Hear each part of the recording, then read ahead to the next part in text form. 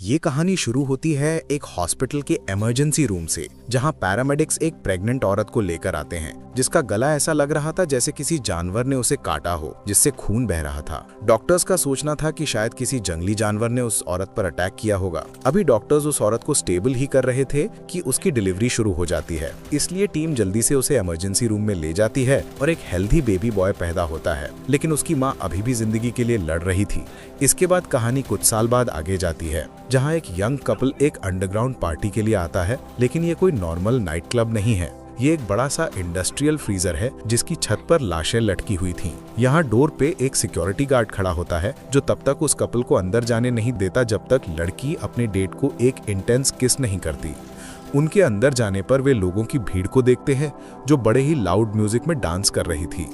लेकिन इसी बीच लड़का अपनी पार्टनर को भीड़ में खो देता है और जब वो उसे ढूंढने की कोशिश करता है तो कोई डांसर उसको धक्का देता है और वहां मौजूद सभी लोग उसको अजीब तरीके से घूमना शुरू कर देते हैं। तभी अचानक सीलिंग से एक लाल लिक्विड उसके हाथ पे टपकता है और एक पल में स्प्रिंकलर्स चालू हो जाते हैं, लेकिन ये पानी नहीं, खून होता है। इस पर पार्टी में लोग खुशी से चिल्लाते हैं और अपने हाथ उठा के इस खून की बारिश का मजा लेने लगते हैं। ये देखकर वो लड़का डर के मारे लड़खड़ाता है और फ्लोर पे स्लिप हो जाता है और ये देखकर वहां सभी लोग हंस हंस के उसका मजाक उड़ाने लगते हैं। वो लड़का एग्जिट की तरफ क्रॉल करते हुए जाने की कोशिश करता है, लेकिन भीड़ उसको लाते हैं और पंच मारने लगती है। तभी उस लड़के के हाथ किसी के जूते पर पड़ते हैं। ऊपर देखने पर वहाँ एक आदमी खड़ा होता है जिसका नाम है ब्लेड, एक वैम्पायर हंटर, और उसे देखते ही पार्टी के सभी लोग डर के मारे रुक जाते हैं और फिर शुरू होता है कत्लेआम। ब्लेड अपनी शॉटगन, सब मशीन गन और वुडन स्टेक से वैम्पायर्स को एक एक करके खत्म करता है। सिक्योरिटी वाले भी उसका कुछ नहीं बिगाड़ पाते। भीड़ डर के भागती है, लेकिन एक वैम्पायर्स का आखिरी ग्रुप ब्लेड से मुकाबला करता है, जहां ब्लेड अपनी सोर्ड निकालकर एक एक करके सबको काट देता है। सिर्फ वैम्पायर लीडर बचता है, जिसको ब्लेड सिल्वर स्टेक से वॉल पे पिन करता है और उसे आग लगा देता है। बाद में जब पुलिस आती है तब तक सिर्फ एक जली हुई लाश और एक डर से कांपता हुआ सर्वाइवर बचता है, जो वही लड़का था, और ब्लेड रात के अंधेरे में गायब हो जाता है। आगे उस जली हुई वैम्पायर की बॉडी हॉस्पिटल में ऑटोप्सी के लिए जाती है। मॉर्ग में डॉक्टर्स जब इसकी जांच शुरू करते हैं तभी वो लाश अचानक से हिलती है और उठकर एक मेल नर्स पे अटैक कर देती है। फिर वो एक फीमेल डॉक्टर पे झपटता है जो उसके अजीब खून का सैंपल चेक करने आई थी। वो भागने की कोशिश करती है, लेकिन वैम्पायर उसके गले में दांत गाड़ देता है। तभी वहाँ ब्लेड वापस आता है और एक झटके में वैम्पायर का हाथ काट देता है, लेकिन वैम्पायर हॉस्पिटल की खिड़की से कूदकर भाग जाता है। ब्लेड काटे हुए डॉक्टर को मारने के लिए अपना हथियार उठाता है, लेकिन तब उसको अपनी माँ याद आती है, वही प्रेग्नेंट औरत जिसे हमने शुरुआत में देखा था, जो सालों पहले वैम्पायर का शिकार हुई थी। ब्लेड अपना हथियार नीचे करता है और डॉक्टर को उठा के रात में एक सीक्रेट सेफ हाउस में ले जाता है। यहाँ सेफ हाउस में ब्लेड का मेंटर अब्राहम विस्लर उस डॉक्टर को देखता है और बोलता है कि शायद वो जल्दी ही वैम्पायर बन जाएगी। उस डॉक्टर का नाम है कैरन जॉनसन। विस्लर कहता है कि शायद गार्लिक एक्सट्रैक्ट का इंजेक्शन वैम्पायर इन्फेक्शन को रोक सकता है, लेकिन ये इंजेक्शन बहुत दर्दनाक होता है और कैरन दर्द से चिल्लाती है जब ये ट्रीटमेंट शुरू होता है। इधर वैम्पायर लोगों का एक बड़ा काउंसिल ऑफ एल्डर वैम्पायर्स एक मीटिंग करता है, जहां वे सब ब्लेड को ब्लेम करते हैं, जो कि एक डे वॉकर है, हाफ वैम्पायर हाफ ह्यूमन, जो अपनी ही कौम का शिकार करता है। यहाँ काउंसिल के लोग एक यंग वैम्पायर डीकन फ्रॉस्ट को बुलाते हैं, जो भी हाफ ब्लड है। एल्डर्स फ्रॉस्ट पे गुस्सा होते हैं क्योंकि उसके काम ने ब्लेड का ध्यान खींचा। वो कहते हैं कि वैम्पायर्स को छुप के रहना चाहिए, लेकिन फ्रॉस्ट को छुपना नहीं पसंद। वो दुनिया पर राज करना चाहता है और इंसानों को गुलाम बनाना चाहता है। वो मीटिंग से गुस्से में ये कहकर चला जाता है कि बदलाव आने वाला है। यहाँ सेफ हाउस में ब्लेड अपने वेपन्स डीलर से मिलता है और फ्रेश गार्लिक एसेंस और अपना सिनम स्टॉक करता है, जिससे वो अपने खून की प्यास को कंट्रोल करता है। इधर कैरन जब होश में आती है वो ब्लेड की तलवार को देखती है, लेकिन उसके हिडन स्पाइक्स उसके हाथ को चुभ जाते हैं। विस्लर यहाँ कैरन के नोट्स देखता है और सोचता है कि वो वैम्पायर्स के बारे में कुछ बड़ा डिस्कवर करने के काफी करीब है। ब्लेड और विस्लर कैरन को अपना सच बताते हैं कि कैसे वो सिटी से सिटी घूमकर वैम्पायर्स को ट्रैक और खत्म करते हैं। विस्लर अपने आर्सेनल का टूर देता है, सिल्वर वेपन्स, गार्लिक और एक नया अल्ट्रावायलेट स्पॉटलाइट जो वैम्पायर्स को जला सकता है। वो कैरन को वार्न करता है कि वैम्पायर्स उसका चेहरा नहीं भूलेंगे और अब वो कभी सेफ नहीं होगी। ये कहकर वो उसे एक छोटा गार्लिक स्प्रे कैनिस्टर देकर छोड़ देते हैं, लेकिन कहते हैं कि अगर वो आगे वैम्पायर बनने वाली हो तो मॉन्स्टर बनने से बेहतर है अपनी जान ले ले। कहीं और वैम्पायर एल्डर ग्वानो फ्रॉस्ट को रिस्ट्रिक्टेड आर्काइव्स में देखता है। यहाँ फ्रॉस्ट पुराने स्क्रोल्स को मॉडर्न कंप्यूटर से स्कैन कर रहा था, एल्डर्स के छुपाए सीक्रेट्स ढूंढ रहा था। ग्वानो उसे थप्पड़ मारता है, गुस्से में कि एक हाफ ब्लड हाउस एरेबिस के डोमेन में घुस आया। फ्रॉस्ट अपने प्लान्स नहीं बताता, बस मुस्कुराता है जब एल्डर गुस्से में चला जाता है। कमरे में कंप्यूटर्स पुराने टेक्स्ट को डिकोड करते रहते हैं, एक खतरनाक रास्ते का हिंट देते हुए। यहाँ ब्लेड कैरन को उसके अपार्टमेंट छोड़ता है और जाते हुए उसे होशियार रहने की वार्निंग देता है। जब कैरन लिफ्ट में जाती है तो वो वहाँ कुछ स्ट्रेंजर्स के गले पर एक जैसा टैटू देखती है। जब वो लिफ्ट से बाहर निकलती है तो दो लोग उसका पीछा करने लगते हैं, लेकिन जब कैरन पीछे मुड़ती है तो वो गायब हो जाते हैं। अपार्टमेंट में उसे सांस लेने का वक्त भी नहीं मिलता कि कोई दरवाजा खटखटाता है, जहाँ एक पुलिस ऑफिसर खड़ा होता है, पर उसका टोन धमकाने वाला होता है। और जब वो पास आता है तो कैरन उसके मुंह पर गार्लिक स्प्रे मार देते हैं, पर उसे कुछ नहीं होता। तभी ब्लेड कमरे में आ जाता है। वो बताता है कि ये आदमी वैम्पायर नहीं बल्कि एक फेमिलियर है, एक इंसान जो वैम्पायर बनने की उम्मीद रखता है। ब्लेड उसे पीट देता है और उसके गले पर टैटू देखता है। ये टैटू डीकन फ्रॉस्ट का निशान था। नीचे वो कॉप की कार के ट्रंक में डोनर खून से भरे कूलर्स देखता है। ये देखकर ब्लेड को सब कुछ समझ आने लगता है, पर जब ब्लेड उस फेमिलियर को पकड़ता है तो वो मौका देखकर भाग जाता है। आगे कैरन के साथ थोड़ी बहस के बाद वो ब्लेड की कार में बैठ जाती है। वो वापस नहीं जाती क्योंकि उसे पता है कि वो ब्लेड के साथ सेफ है और वो उसके साथ क्योर ढूंढने का फैसला करती है। रात में वे फेमिलियर को उसकी कार में वापस आते हुए देखते हैं और पीछा करते हुए वो एक छुपे वैम्पायर क्लब तक जाते हैं, जिसके बाहर गार्ड्स खड़े होते हैं। ये जगह सिर्फ नाइट क्लब नहीं, एक क्रिप्ट थी। ब्लेड कैरन को सिल्वर आउंस वाली पिस्टल देता है और अंदर चला जाता है। यहाँ अंदर एक और पार्टी चल रही थी, पर उसकी वाइब अलग थी। कोई डांस नहीं, बस लोग टेबल्स पर बैठकर एक डीजे और दो एशियन सिंगर्स के इलेक्ट्रॉनिक सेट सुन रहे होते हैं। बार के पास ब्लेड फेमिलियर को देखता है और भीड़ में उसे टैकल करता है और पास के गार्ड्स को मार देता है। वो फेमिलियर के पीछे किचन में जाता है, जहाँ ब्लेड इक्विपमेंट और फर्नीचर तोड़ता हुआ फेमिलियर को बैटरिंग रैम की तरह यूज करता है। उससे जवाब चाहिए कि छुपा एंट्रेंस कहाँ है, और एक बार फिर वैम्पायर्स ने इसे फ्रीजर में छुपाया होता है। ब्लेड फेमिलियर को छोड़ देता है और कैरन के साथ छुपे पैसेज में जाता है। वो एलिवेटर से आर्काइव्स में उतरते हैं और डेटा ढूंढना शुरू करते हैं।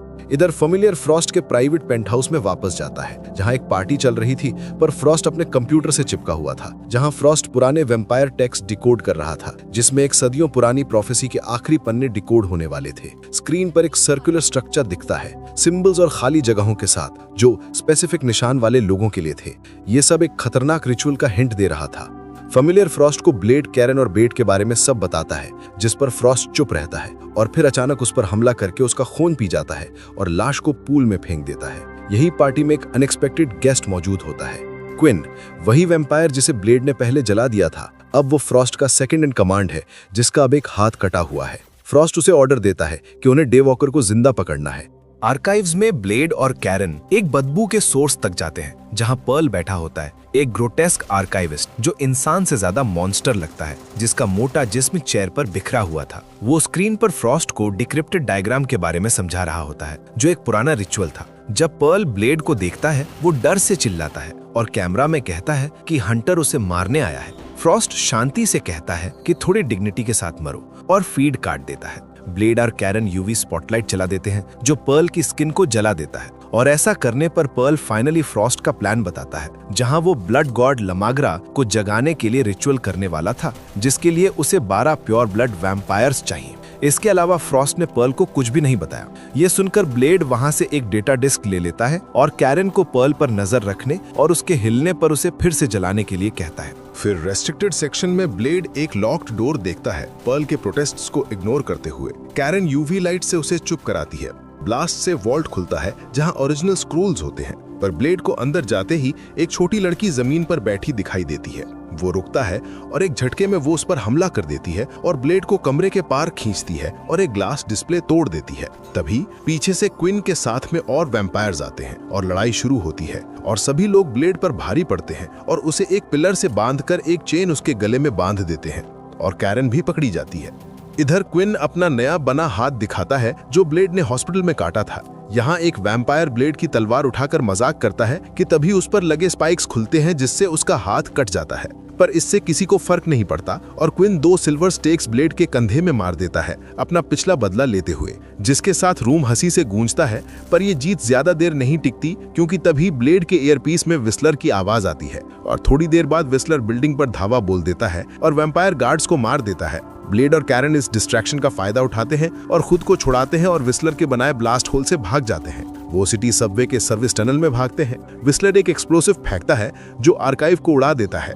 एक सबवे ट्रेन उनका रास्ता काट देता है। एक फ्रैगमेंट विस्लर के चेहरे पर लगता है पर वो आगे बढ़ता है।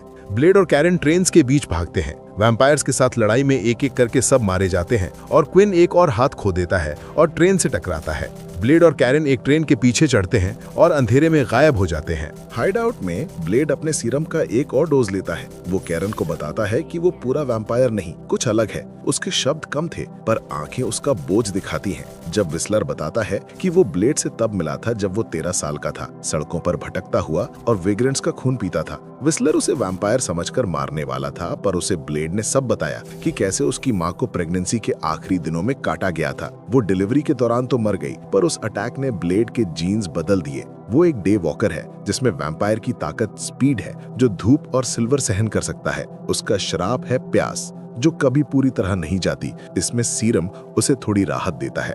फिर इसके बाद विस्लर अपनी कहानी बताता है कि कैसे एक गेस्ट जिसे उसने अपने घर में बुलाया था वो वैम्पायर निकला और उसने उसके पूरे परिवार को मार डाला। तभी से उसने वैम्पायर्स को मारने की कसम खा ली। इसके बाद विस्लर फ्रॉस्ट का हिंट देते हुए वार्न करता है कि वैम्पायर वर्ल्ड में कुछ बड़ा होने वाला है। कैरन ब्लेड के कमरे में आती है, कहती है कि अब वो समझ गई है कि वो कौन है। ब्लेड कहता है कि वो सब नहीं जान सकती, वो ह्यूमन नहीं है। कैरन उससे समझाती है पर ब्लेड कहता है कि उसका मिशन हमेशा पर्सनल रहा है। वो उस मॉन्स्टर को ढूंढ रहा है जिसने उसकी माँ पर अटैक किया और उसे ऐसा बनाया। इधर फ्रॉस्ट के पेंट हाउस में क्विन शर्मिंदा होकर वापस आता है जहाँ फ्रॉस्ट की गर्लफ्रेंड उसका मजाक उड़ाती है और उसके नए हाथ पर मजाक में काट लेती है।